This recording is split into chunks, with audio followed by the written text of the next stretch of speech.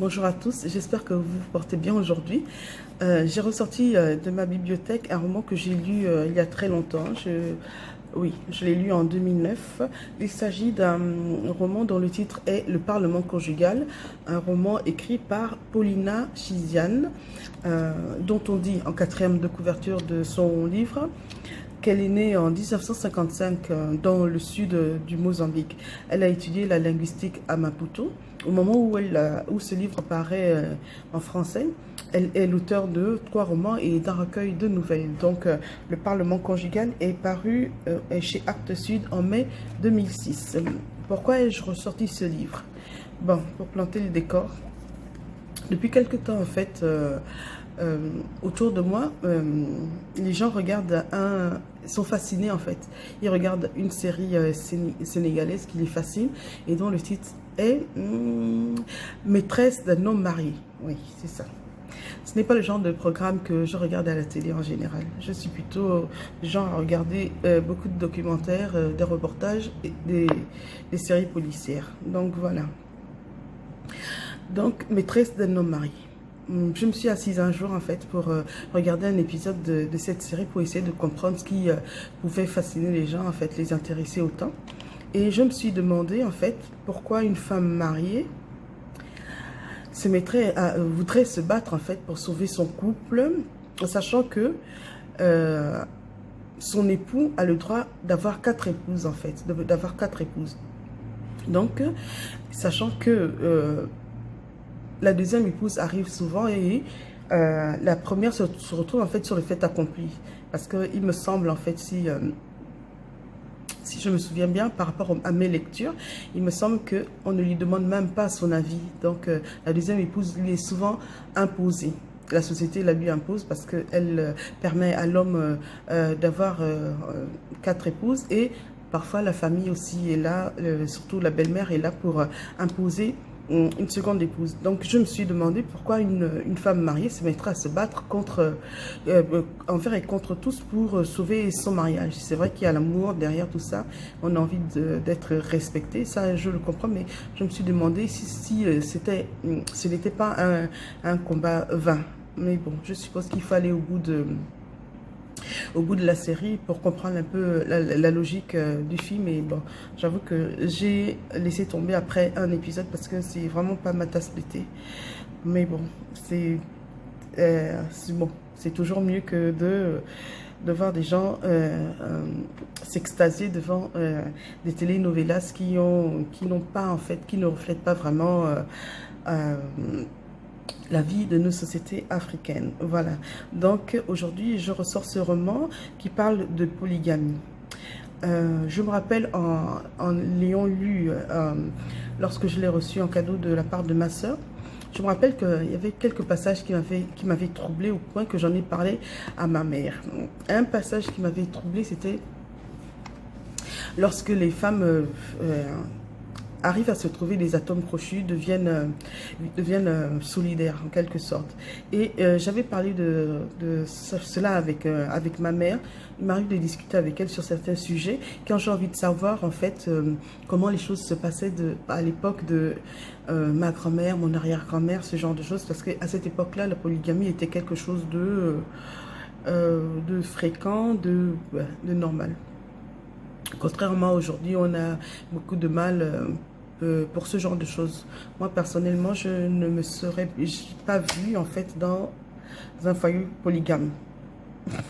Bref, je n'ai pas grandi dans un foyer polygame et je ne me serais pas vue, en fait, accepter ce genre de choses. Voilà, le décor est planté. Donc, le passage qui m'avait troublé, c'est justement le moment où les femmes deviennent solidaires et arrivent vraiment à prendre une autonomie, une indépendance par rapport à leur époux. Ce passage m'avait troublé et j'en avais parlé à ma mère, donc qui me disait qu'à l'époque de nos grands-mères, de nos arrière-grand-mères, il était coutume chez nous, en fait, que la première épouse, en fait, aille chercher dans sa famille, en fait, dans son clan, une deuxième épouse pour son mari. Elle le faisait en fait, elle allait chercher une cousine éloignée ou une alliée en fait dans son clan. Je crois que ma mère me disait que c'était pour préserver l'harmonie familiale. On supposait que il fallait faire en sorte que en fait les liens ne soient pas brisés, la famille soit toujours soudée. Et donc, il valait mieux que les épouses soient amies. Et donc, je suppose que pour être amies, il fallait déjà avoir une affinité et puis un lien. Bon, un lien de sang, pourquoi pas. Voilà. Et bon, en général, la deuxième épouse qu'on allait chercher était un peu plus jeune. Et on a eu la chercher pour diverses raisons, hein. Peut-être quand on était... quand la première épouse était incapable de donner des enfants à son époux et qu'elle ne voulait pas en fait que son époux s'en aille comme ça sans laisser une descendance. Donc elle s'arrangeait pour lui trouver une épouse qui serait féconde et qui lui donnerait en fait une descendance. Voilà. Et un autre point sur lequel ma mère insistait, c'était sur le fait que à l'époque, en fait, les femmes, quand les femmes mettaient leurs enfants au monde, la durée, en fait, le temps de l'allaitement et du sevrage pouvait prendre, et bon, ça pourrait prendre des mois. Et les femmes avaient pour habitude d'aller, en fait, accoucher dans leur famille en fait. Elles allaient retrouver leur mère, donc elles quittaient la maison de leur époux pour aller attendre l'accouchement en fait chez leur mère, dans le village de leur mère. Et ce qui fait que ce voyage pouvait prendre énormément de temps pendant lequel le mari se retrouvait tout seul. Donc pour éviter que le mari justement se retrouve tout seul, il fallait toujours qu'il y ait une deuxième épouse qui soit là en fait, parce que le temps, apparemment, l'accouchement, l'allaitement, le retour des couches et tout ça pouvait prendre, parfois, les femmes partaient pour 6 mois, 1 an, et donc pendant ce temps, il fallait qu'il y ait quelqu'un qui soit là pour s'occuper de l'épouse, ce qui fait que, bon, la deuxième femme était toujours, une deuxième épouse était toujours la bienvenue. Ça, ce sont des éléments, en fait, tant qu'on n'en parle pas avec les anciens, on peut pas connaître et on ne peut pas avoir assez d'arguments en fait pour se défendre lorsqu'il y a des débats autour de ces questions en fait. Voilà. Donc, je vais aussi...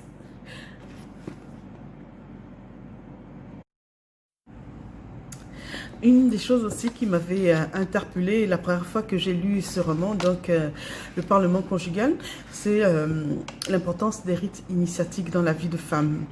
Dans certaines cultures, hein, surtout celles qui sont bien préservées, dans certaines traditions bien préservées, il y avait des rites de passage. Il y en a encore qui permettaient en fait aux jeunes filles de passer de l'étape d'enfant à celle de femme. Donc qui préparaient au mariage et à tout le reste et à la vie en communauté surtout.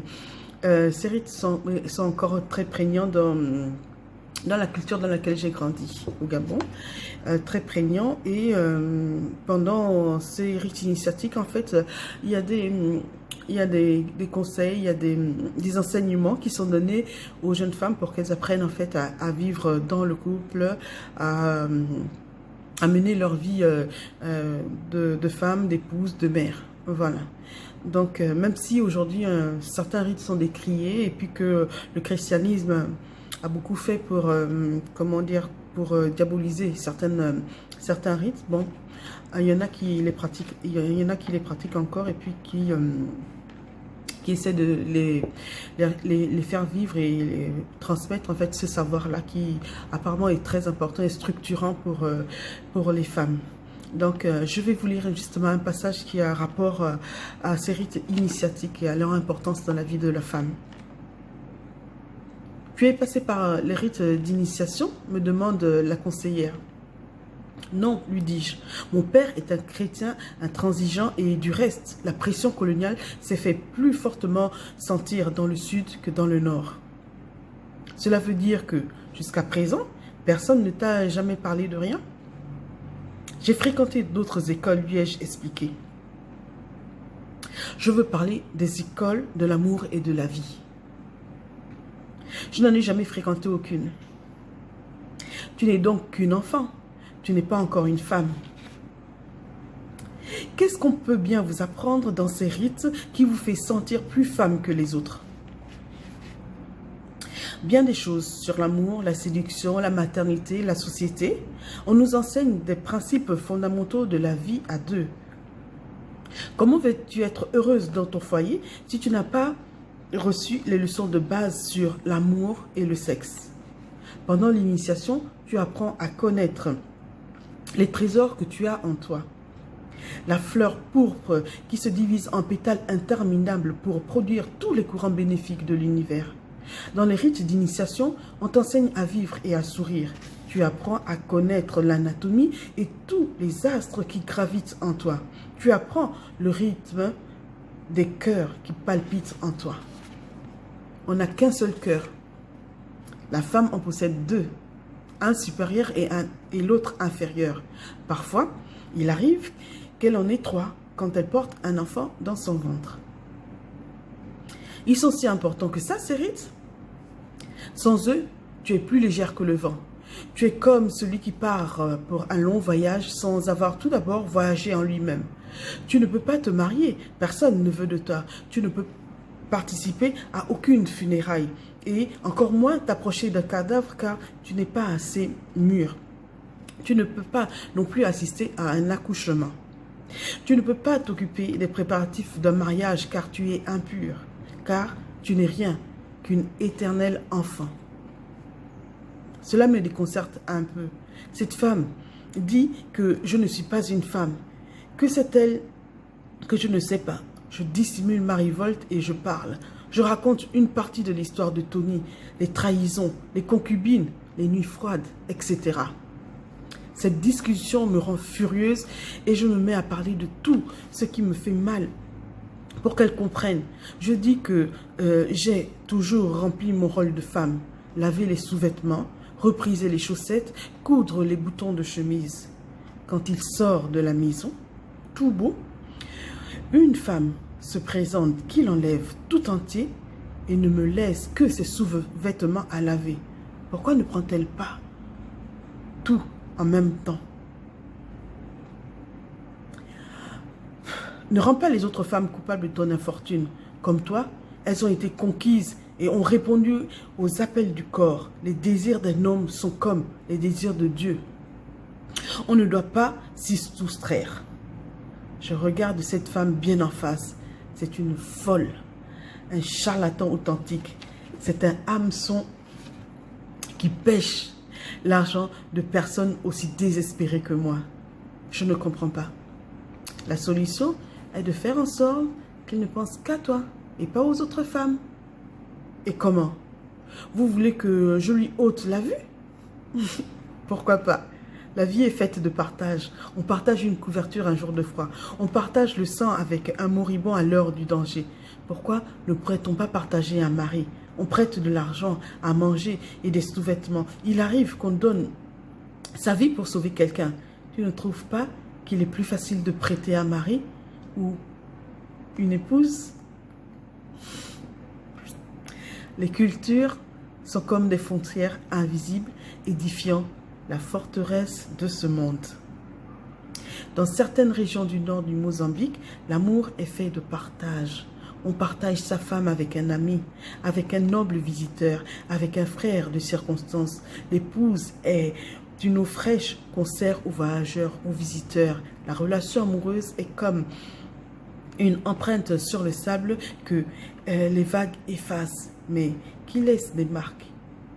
Une même famille peut être une mosaïque de couleurs et de races selon le type de visite que reçoit la famille, car la femme est fertilité. C'est pour cela que dans certaines régions, les enfants reçoivent le nom de la mère. Dans la reproduction humaine, on ne peut être sûr que de sa mère. Dans le sud, la situation est bien différente. On ne remet sa femme au frère de sang ou de circoncision que si l'homme est stérile. Voilà, donc là c'était un passage de ce roman, le Parlement conjugal. Je vais vous en lire un second passage. L'officier du jour se promenait dans le couloir, les épaules droites, avec une souplesse de policier bien entraîné. On attendait désespérément un interrogatoire qui ne venait pas, pendant que le soleil tapait fort. J'ai crié au policier. « Monsieur l'agent, venez ici. »« Pourquoi m'a-t-on enfermé? Vous savez qui je suis? Si mon mari apprend que vous me retenez ici prisonnière, ça va faire du bruit, monsieur l'agent. Je suis une femme respectable, une femme mariée. » Le policier m'a regardé et s'est mis à rire. Les femmes mariées ne se battent pas dans la rue. Je suis une sainte. Demandez-le à tous ceux qui me connaissent. Je n'ai jamais fait de mal à une mouche. Une sainte bagarreuse. Le jeune officier me répond avec dédain et il continue sa ronde. Il fait encore 2 tours et je lui crie furieuse. « Mon mari est votre supérieur et il va vous punir. Vous allez voir ça. » « Ah oui? Et c'est qui? » « Mon mari est un grand commissaire de police et c'est lui qui vous commande tous. C'est le commandant Antonio Tonas. Mon nom est Rosa Maria. »« Quoi ?» L'évocation de son supérieur hiérarchique le perturbe. Il m'observe sérieusement de la tête aux pieds d'un air méfiant. Les détenus mentent toujours pour pouvoir échapper à la justice. « Et que faisiez-vous dans la rue? » « Comprenez-moi, jeune homme. J'en ai eu assez d'être trompée, humiliée, méprisée. Assez de dormir toute seule. Assez de me faire avoir par des femmes plus jeunes. » « Ah ouais? » « Elle me vole mon mari et le garde avec elle comme s'il leur appartenait. » Le jeune homme m'a regardé attentivement et semblait penser à quelque chose de sérieux. Il pensait peut-être à son emploi, dans le cas où je serais vraiment la personne que je prétendais être. Si votre mari vous laisse, c'est que vous devez être une femme acide, froide. L'homme, ce qu'il est, il a parfaitement le droit d'aller chercher ailleurs ce qu'il n'a pas chez lui. Ah, monsieur l'agent. Et pourquoi vous êtes ici? Que faites-vous? Que fait un commissaire de police avec une femme pareille? Ça arrive, ce sont les choses de la vie. Sortez d'ici et venez me raconter cette histoire pendant que je contrôle votre identité. Si vous mentez, vous payerez le double pour fausse déclaration. L'agent ouvre la porte et me sort de la cellule. Je jette un œil à ma rivale et j'éprouve des remords car c'est moi la responsable de la dispute. Je dis à l'agent, cette femme en est une, elle aussi. Une quoi? Une autre femme de mon mari. J'ai senti une amertume immense en proférant ces mots, mais il fallait que je la sauve car finalement, c'était moi la cause de son malheur. Il nous regarde, se met à rire et dit, maintenant, je comprends tout. Il retire Louisa de la cellule. Sortez immédiatement d'ici, mais ne rentrez pas chez vous tout de suite. Il nous conduit le long du couloir étroit et s'arrête devant la porte. Allez, entrez dans cette salle et réglez vos comptes de façon civilisée pendant que je vérifie vos identités.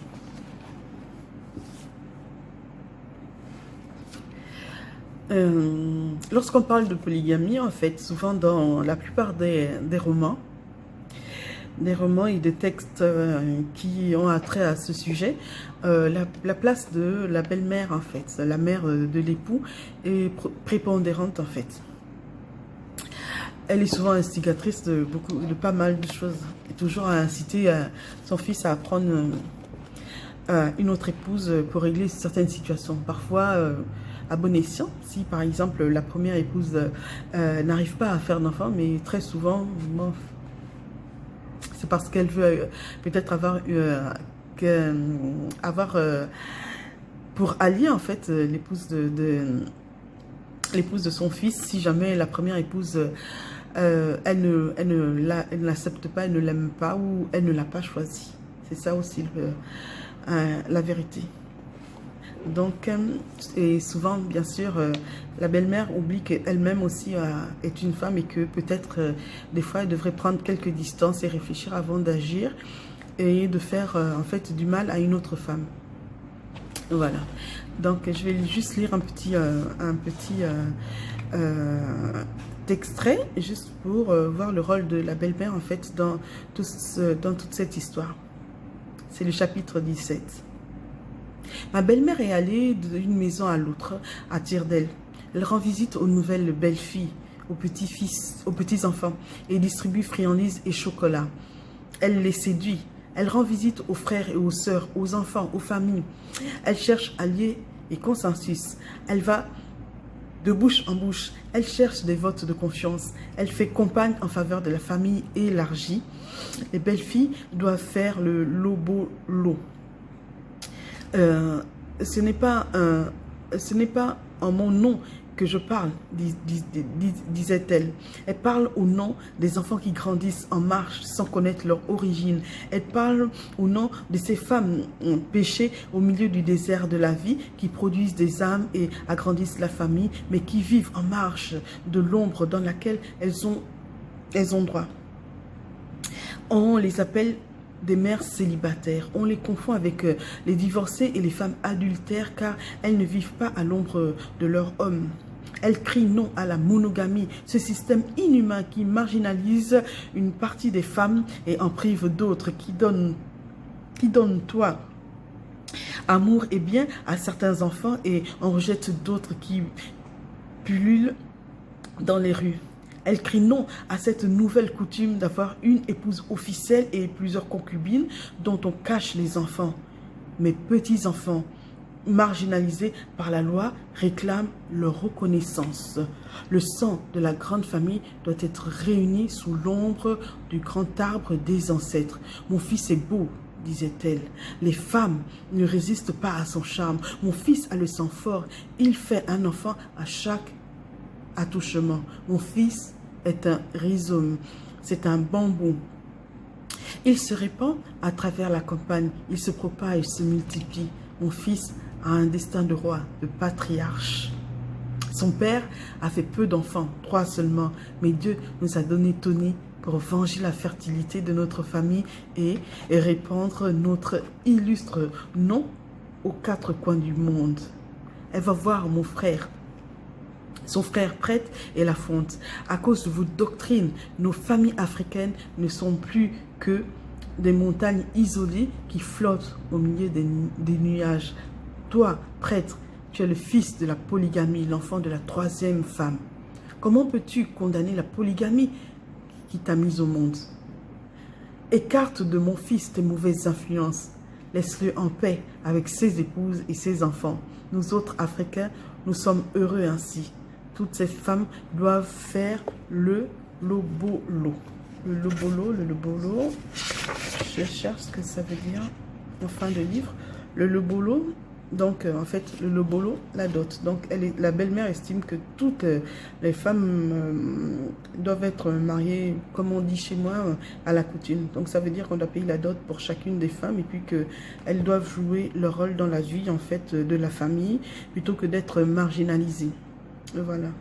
Donc là, la polygamie, en ce sens, en fait, quand on entend la belle-mère parler, en fait, elle veut éviter que ces femmes-là qui ont donné des enfants à son fils se retrouvent marginalisées et confondues à de simples maîtresses qui seraient là juste pour, disons, pour s'amuser et puis profiter de l'argent de l'homme. Elle estime que, étant donné qu'elles sont assises et qu'elles ne sont là que pour son fils, donc elles doivent avoir le même statut que celle qui a été épousée officiellement. C'est un point de vue qui se défend, ça dit, voilà, à chacun son point de vue, bref. Je préfère ne pas commenter dessus, je suis juste, comment dire, en fait, je suis juste charmée en fait par la façon qu'a l'auteur en fait de défendre chacun des points de vue et de laisser en fait chacune des intervenantes, en fait chacun des personnages parler et défendre son point de vue.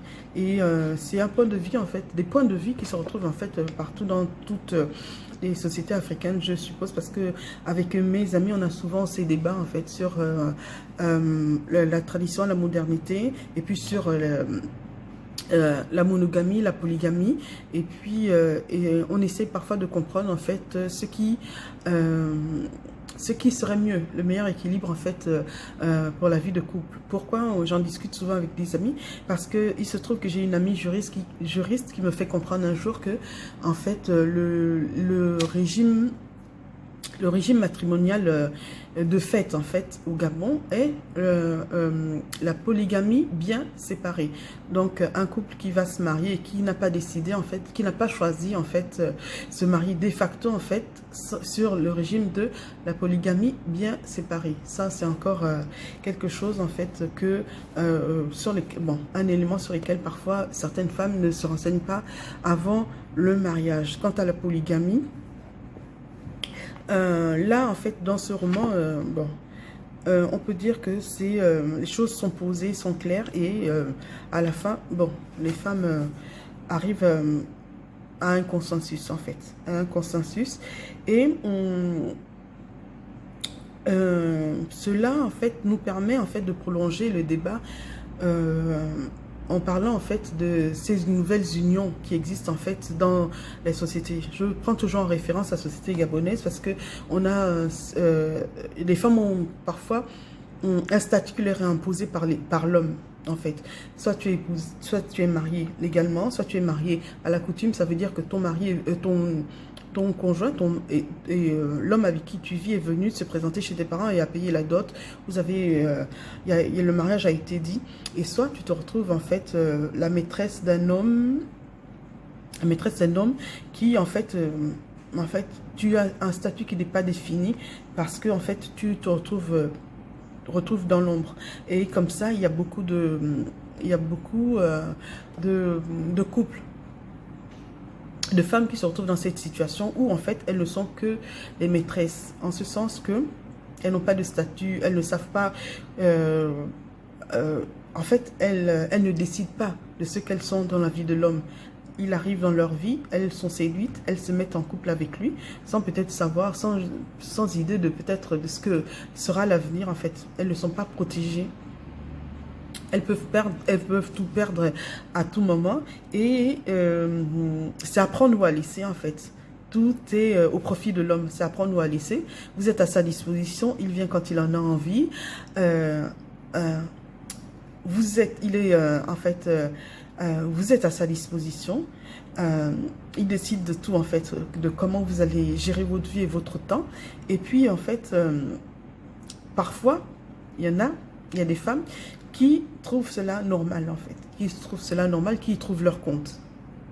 On peut dire qu'il y en a qui se retrouvent dedans, enfermées, prisonnières, et puis qui n'ont pas trop le choix parce que peut-être elles n'ont pas eu de chance de rencontrer l'amour de leur vie et puis de se marier. Mais il y a l'autre côté qui fait que, en fait, il y a des femmes qui acceptent cette situation-là où elles se disent, on parle de tisa aujourd'hui, c'est un mot assez compliqué. Les femmes se retrouvent dans des situations où, en fait, elles n'ont pas envie de supporter un homme, en fait. Elles sont très indépendantes, très autonomes, financièrement indépendantes. Elles ont envie d'évoluer, de vivre, de voyager, de vivre leur vie, en fait. Et la solution de facilité, parce qu'on a toujours besoin, quelque part, d'un homme, on a besoin d'affection, besoin d'avoir un partenaire avec qui discuter. Et donc, la solution de facilité, c'est bon, de devenir maîtresse d'un homme marié. Pourquoi? Il n'est jamais là, il n'est pas là tout le temps, en fait. Il ne fatigue pas, il n'est pas là tout le temps. Et on peut gérer en fait son temps sans avoir en fait on n'a que le bon côté en fait du monsieur sans avoir à supporter le reste en fait. Quand il commence à devenir un peu pesant, un peu lourd, on peut s'en débarrasser et puis lui dire bon, va retrouver ta femme. Quand j'en parle souvent avec certaines jeunes filles, parce que ce sont des sujets qui m'intéressent et j'écris beaucoup sur les femmes, c'est quelque chose qui revient très souvent en fait. La facilité, la solution de facilité qui consiste à devenir la maîtresse d'un homme marié juste parce que en fait, on veut juste passer du bon temps, profiter du fait que quand il est généreux, il donne de l'argent et puis le reste du temps, quand qu'il est un peu chiant, on peut s'en débarrasser. En fait, voilà, solution de facilité. Donc, à se demander si tout ça ne rentre pas simplement dans le jeu de la polygamie. Voilà, tout est question de femme et puis de savoir comment la femme se situe dans la société et ce qu'elle veut faire. Voilà. Dans toute chose, je pense, mon avis sur la question est que, quoi qu'il arrive, hein, on doit apprendre aux femmes à être autonomes, à ne rien attendre, en fait, de l'homme. En fait, s'il ne peut pas te nourrir, s'il ne peut pas te soigner, s'il ne peut pas t'aider à, à nourrir ta famille, en fait. Il faut être capable de te lever toi et de créer par tes mains, créer par ton intelligence, en fait, de créer une existence en dehors de ce que l'homme peut t'apporter. Et de ce fait-là, en fait, on sort de toutes les difficultés que peuvent apporter, en fait, la vie,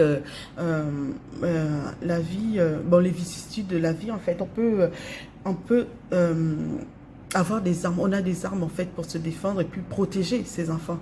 Parce qu'aussi, il ne faut pas oublier que dans la polygamie, aussi, il y a ce côté-là où parfois ça se passe très mal et que les femmes en viennent parfois aux mains ou alors se tournent vers des pratiques sorcellaires pour détruire leurs rivales, détruire les enfants des rivales et parfois il y a des déchirements entre frères et sœurs nés d'un même père et tout ça, bon, ça donne à réfléchir. Voilà, c'était là un petit... bon, c'était là en fait un petit exposé sur toutes les idées qui me tournent parfois sur la tête quand je prends des livres parlant de polygamie. Voilà. Je vous dis à la prochaine et puis bon, on continue de lire en sachant qu'il y a beaucoup d'autres auteurs qui ont écrit sur le même thème et chacune peut-être à sa manière. J'espère que vous avez passé un bon moment à ma compagnie. Je vous dis à la prochaine. Bye bye.